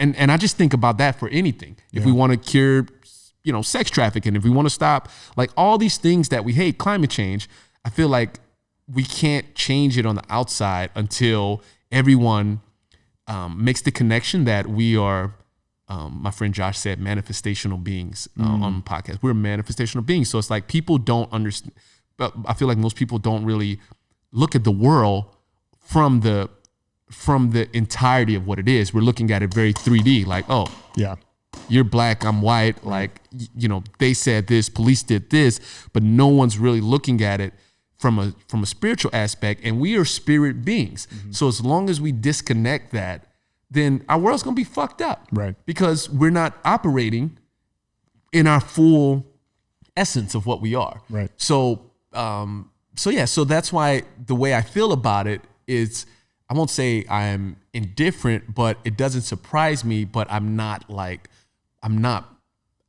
get emotional about it, certain things for a second. I made some posts and did some things talking about it. But that was then me, if you notice, like then I shifted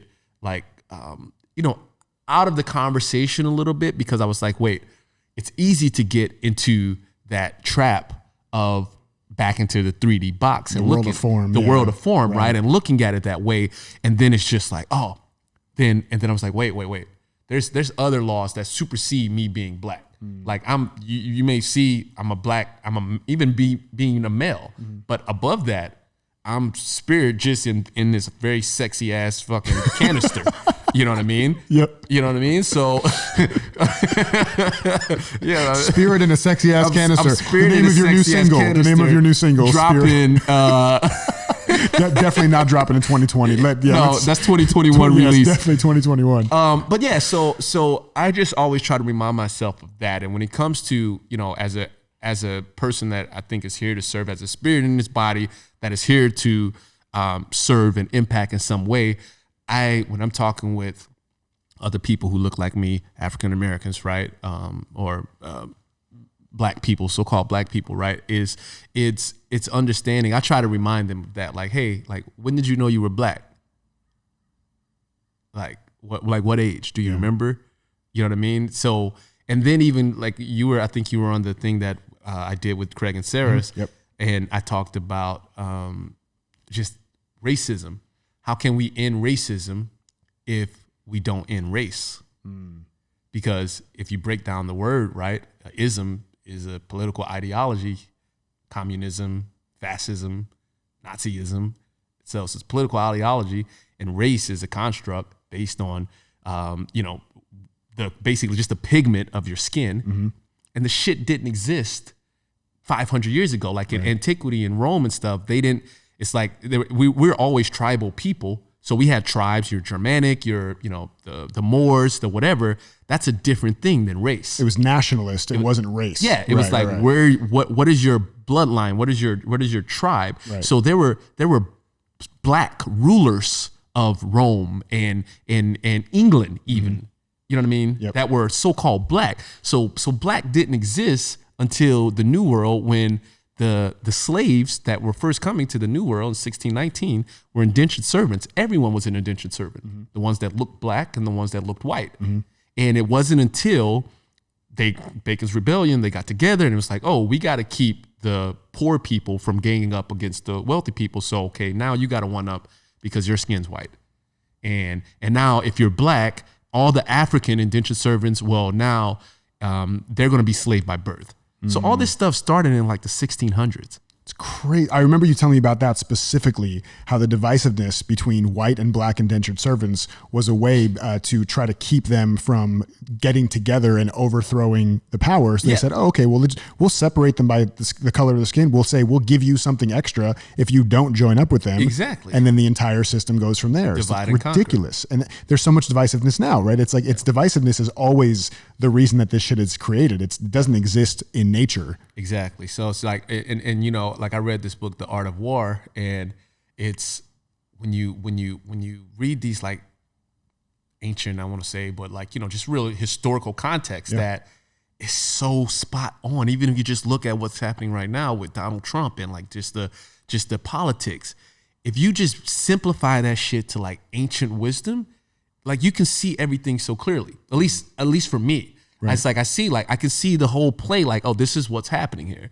So I just always try to maintain like a perspective to where I don't get lost in the trees, right? And just always kind of like pull up 30,000 feet and really see like, okay, let me look at the whole board here, because this is chess. Right. People playing checkers, you know what I mean? And I feel like the divisiveness, whether it's red, blue, this or that, go vote if you feel like that's what you need to do. Right. You know what I mean? And I'm not saying don't stand for social justices and fight for things. I just feel like we can't, it's hard to change any of that if we don't acknowledge and focus on the inner, because they're interconnected. Yeah.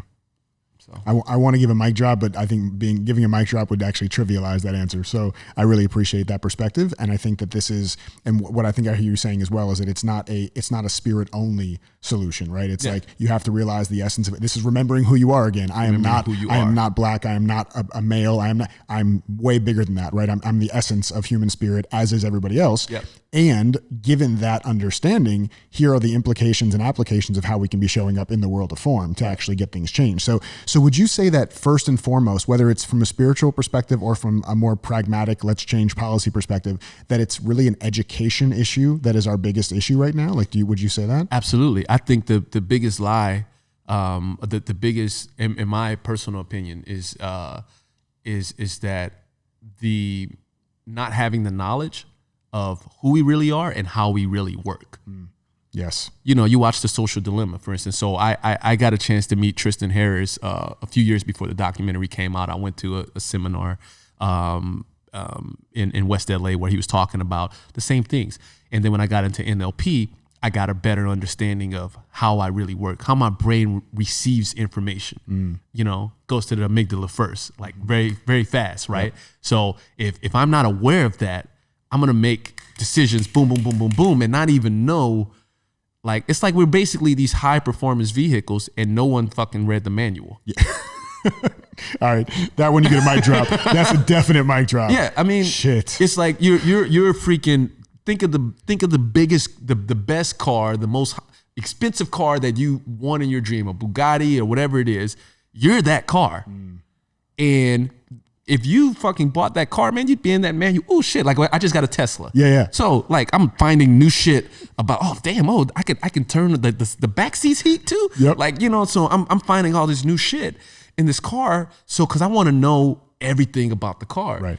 And it's like we get the way our world is set up and our society is set up is to, like you said, to keep us in the world of form, and we don't understand the energetic field around us. We don't understand most people, chakras and the spiritual and energetic.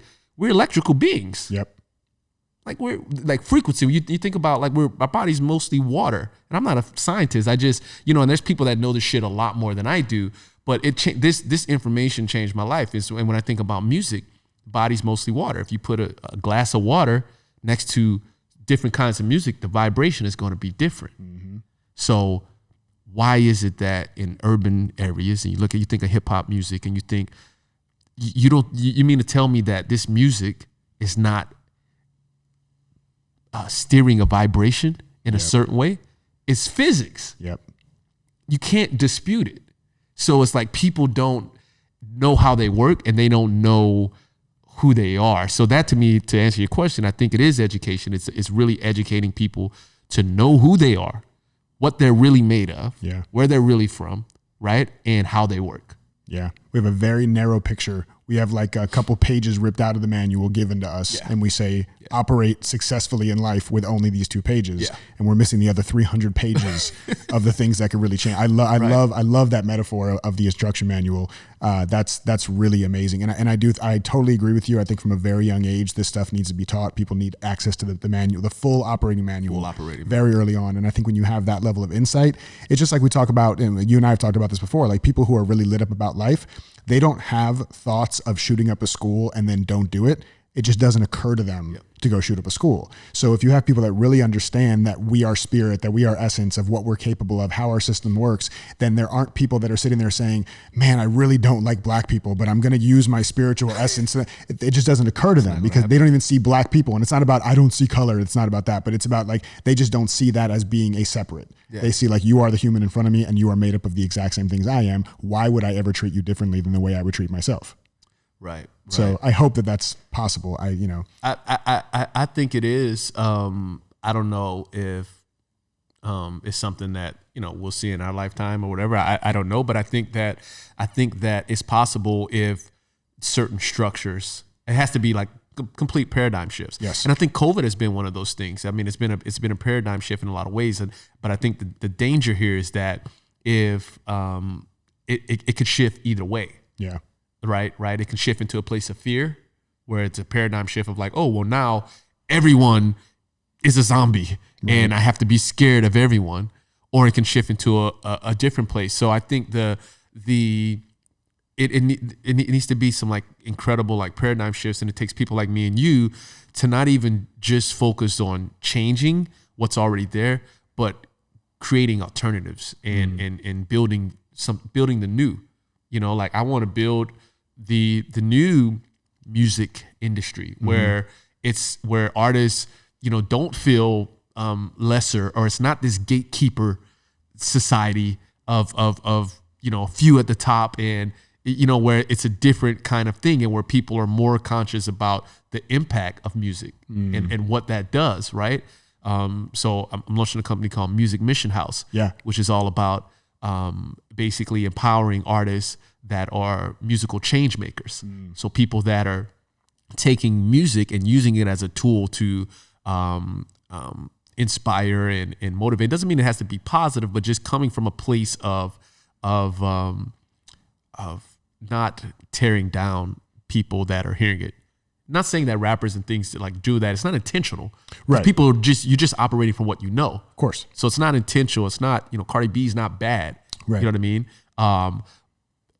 And how many more songs do we need that are, especially thinking about it, just we're talking about race, we're talking about the issues that Black America faces. So much of it is compounded by the stereotypes and the boxes that we keep allowing ourselves to be put in. So my thing with when I think of Black Lives Matter, it's like it's okay, it's cool. You know, we go on the streets and like, yes, police shouldn't do this, but it's not all police. And also too, that same energy when, you know, you can't go if you listening to Young Thug and someone else talking about killing black people, then to me it's kind of hypocritical if you're gonna be in the streets marching and you mad at the policeman because he shot George Floyd, but you gonna go in your car and if you really pay attention and listen to the words, the baby and shit, he talking about, you know, murking a person with. So I'm like, it's all energy. Yeah. How's it different? Right.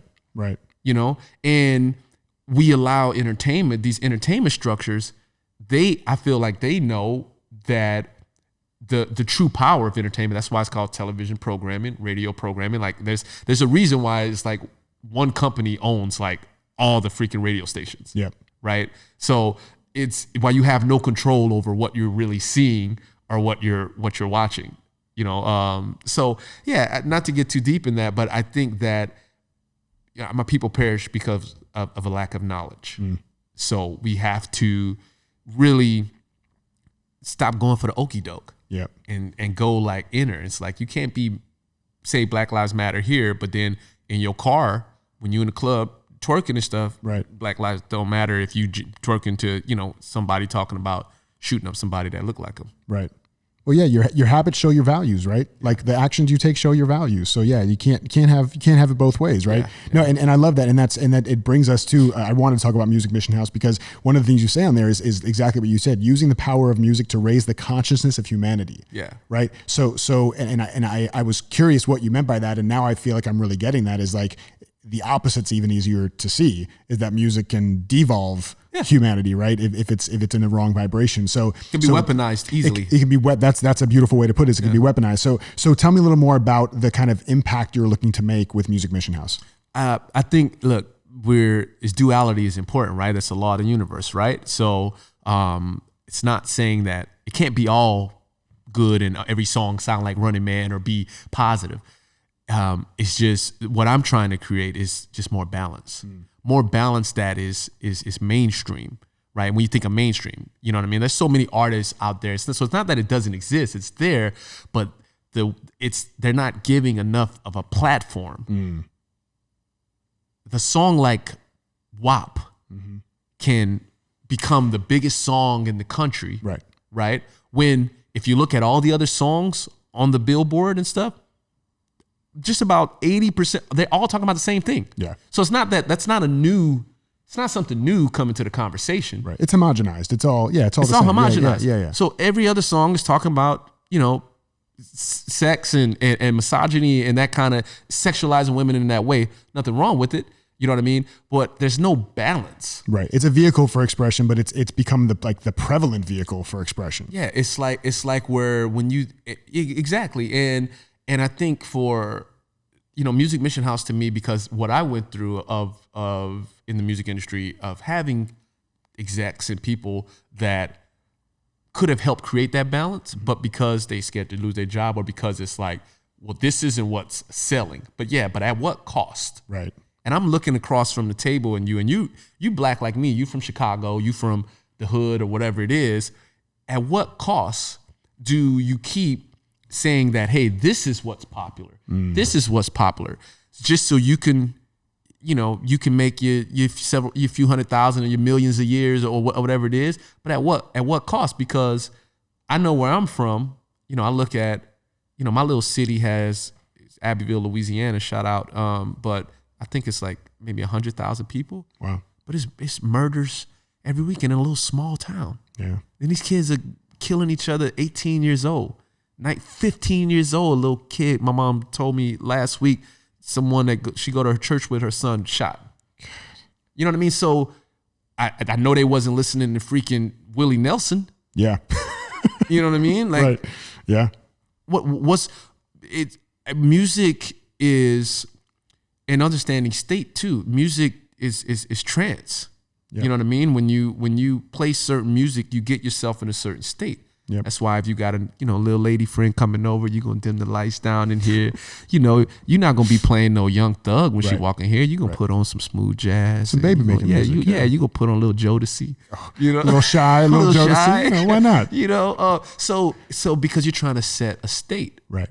And when I go back to NLP because that gave me the scientific perspective of understanding, like, oh, I get it now. So now when I see what's happening in inner cities and stuff, it's like, okay, one of the first things we can do to change that is we have to really shape entertainment and shape the media, because like we talked about earlier, if they don't have if all the other environmental factors are not supporting anything opposite and everything's pointing in this way, and you couple on top popular music, and music is such a big key in music and religion. It's like the two most things of shaping identity in adolescence, right? That's how when you're a kid, everyone probably went to school with people that painted their nails and things. Oh, then okay, they probably listen to Nine Inch Nails, or right. They're goth. And if you were, I used to slap my pants, so I wasn't listening to country music. Right. So you can. It's such a big indicator of shaping identity. And that's just science. Yeah. And this has been proven. People have been doing studies on this for decades and decades and decades, right?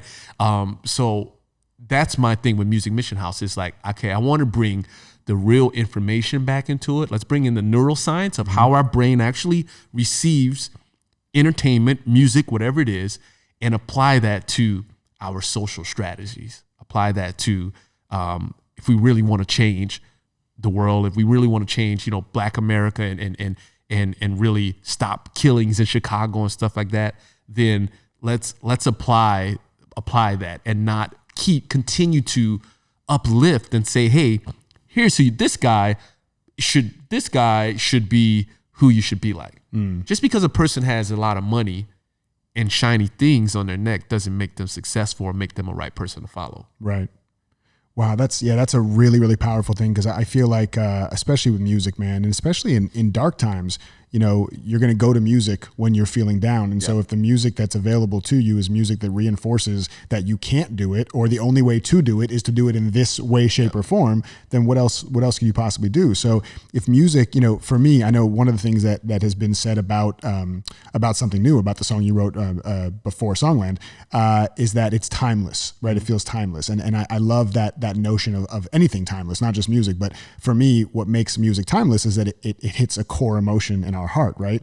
So it sounds like what you're saying is that, like, if kids in particular are going to go to music because they want to meet themselves, they want to see an identity, right? Like, that person's like me. They are also Black. They are also from the same part of the country. Great.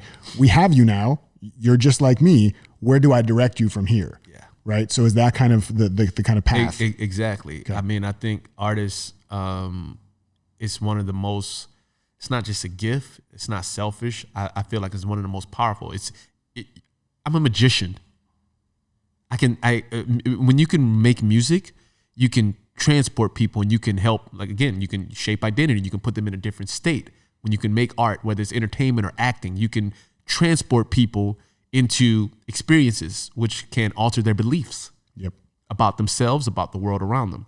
So to me, just the same way that lawyers and doctors have to, it's a board and they got to follow certain code of ethics, like the artist, not just, and I'm not advocating censorship. I just think that artists should approach art with that same level of, like, damn, like, this is a heavy crown to wear. It's responsibility. It is a responsibility. Like accountability. Like let me not be frivolous with this. Yeah. So it's cliche, but it's the whole Spider-Man thing, right? Like, with great power comes great responsibility. You're not allowed to just be like, oh no, I just want to have the power. It's just about me. That doesn't work. Yeah. Now, I love that, man. So definitely check out Music Mission House. We'll have all the links and stuff in here, but I love what you're doing. I don't know if you're still doing this stuff with the Prison Compassion Project or.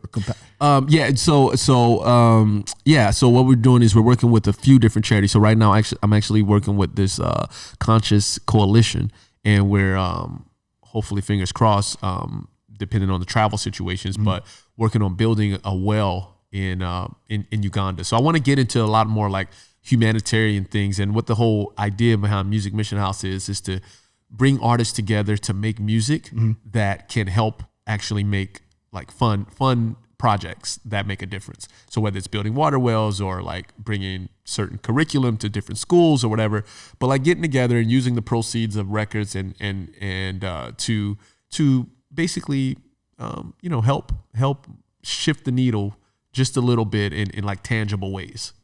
Love that, man. So that's the idea. Damn, that's so exciting. I'm going to definitely be watching that, and I'm down to contribute and help and be any part of that you need me for or I'm want me for. expecting a big check. Bro, it's going to be a JG big check. Well, we'll see, hey, California governor may help us out with the taxes here. Right. Come on, man. So one of the last things I want to ask you is a very serious question, man. And thank you for sharing all that you've shared today, just in general. This has been an amazing conversation. It's so fascinating. Always And good. I love your background in music, but also the fact that you did get certified in NLP, neuro-linguistic programming, and hypnotherapy, and you bring all this like mastery, not just to the craft of music, but to the craft of the thing that makes the craft of the music, which is the mind. And so I love all of that.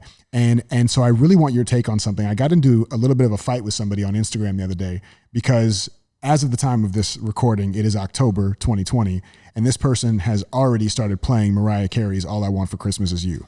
Now, I think that is complete horseshit, and I don't understand why anybody thinks it's right to play that song in October. Right. I'm a huge fan of that song because it to me signifies the holiday season. Right. What is your take on a psychopath playing All I Want for Christmas Is You in October? Oh damn, man. That's What is my take on that? Yes. Well, look, man, I say, man, let them live, man. Delete the episode, Nutria. Delete the episode. We're done here. let them live, man. Because look, Christmas is not just necessarily. Does it have to be December 25th? That's all I'm saying. I guess you're right. I mean, if we're shifting paradigms. Yeah. I mean, maybe in that person's mind, Christmas is a feeling or a smell. I think it is. This person's also Canadian, so we give him a pass. Okay, yeah. Fine. It wasn't where I thought you were going to go. I thought you were going to have my back on this, but it's fine. All right, listen, before we wrap up, I have a little gift for you. Oh, man. So everybody who comes on the show because of my love of socks gets a pair of socks that makes me think of them. So of course, it would be very easy to think that I did this just because it's music geared or because they have a boombox on their head. But the reason I actually picked this more than anything is because beyond the music, there's an antenna there. Right. They are like tuned in. They are dropped in. They really they are willing for Source to give them whatever they need. And that's how I see you, man, as somebody who's tapped in, and with or without music, you are somebody who's connected to Source, man. So these are my gift for you. Man. Also, in a very cheesy way, so that even if you meet defeat, you are always covered. Ooh. That's a dad joke right there, bro. Drop a mic. No, don't do it. Don't encourage me. Do not encourage me. Those are for you. Enjoy Thank them. you, brother. My pleasure, man. And the These last are beautiful. I really hope you enjoy them. I'm gonna wear these every day. I don't believe you because I think they'll clash with your style. So the one last thing we want to do here, and this is what we do with all of our guests, if I can just read this really quickly, is so here is a white pillow. Okay. And you'll see here it has a signature of the first guest I had on the show. You are now the second guest on the show, and I'm the second guest? You are the second guest on the show. This is Mona Sharma. And so what we're going to do is, since we are here to ruin podcasts, we want to ruin as much shit as we can. Okay. So you are going to ruin this pillow by signing it. Okay. And as you are ruining this pillow and signing it, I'm going to ask you our final question. You know, the whole premise of this show of, Jason Goldberg is ruining podcasting podcast is to shift paradigms, to shift what's possible in people's lives, and to kind of ruin what we think is the right way or the normal way to do things. So if you think about what it is that you want to really ruin in this world, the thing you really want to make a dent on before you leave, to make the world 5% more or less of something. And thank you so much for this. What is it that you would love to ruin in this world? I would love to ruin the idea of something of what you want or what you need is outside of you.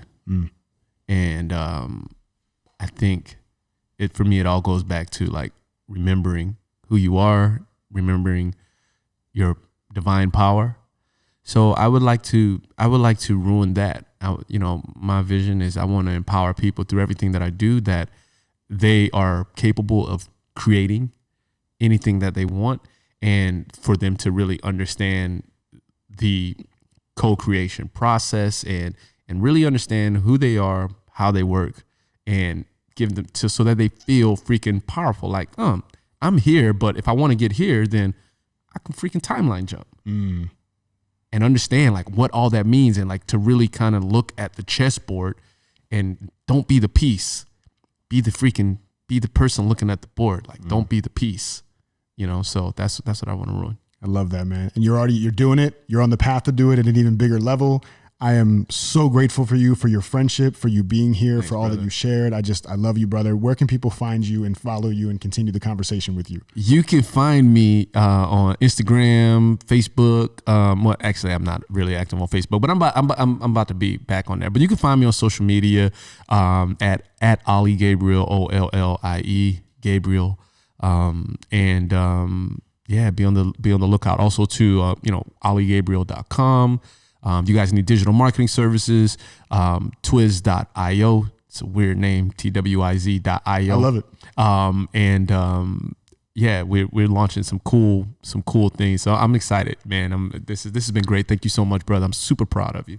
Thank you, man. I appreciate that. We're going to put links to everything in the show notes so people have them. Definitely check out Ollie. He's just absolutely amazing, does incredible work in the world, and obviously just an amazing dude. If you need fashion advice, definitely don't call me. Call this man over here. And just so grateful. But I hope you guys really enjoyed the episode. If you liked it, make sure you like and share and subscribe and any other verbs that will be good for me and my ego. And if you're listening to this, do a little snapshot, a little screenshot, share it on Instagram, tag me, tag Ollie Gabriel, and who knows, maybe you'll get a little bit of love back. Love you guys. Have a wonderful day, and we'll see you real soon. Peace. Awesome. Yeah, man. Bye, man. Thank you so much. I don't even know how long it went. 2 hours.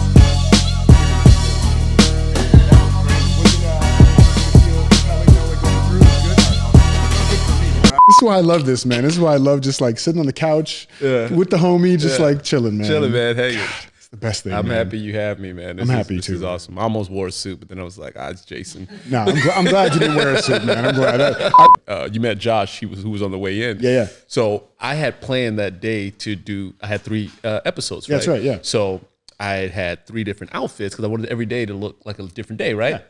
I forgot my clothes going there. So when he comes in, I'm like, oh shit, like I don't have anything to wear. I gotta go shirtless. And we went shirtless. No, did you really? Yeah. I was just fucking around. No, so there's a whole podcast where me and Josh we're doing the whole, and we talked for like an hour shirtless. Beautiful. Nutio. Sorry. It was like an impulse.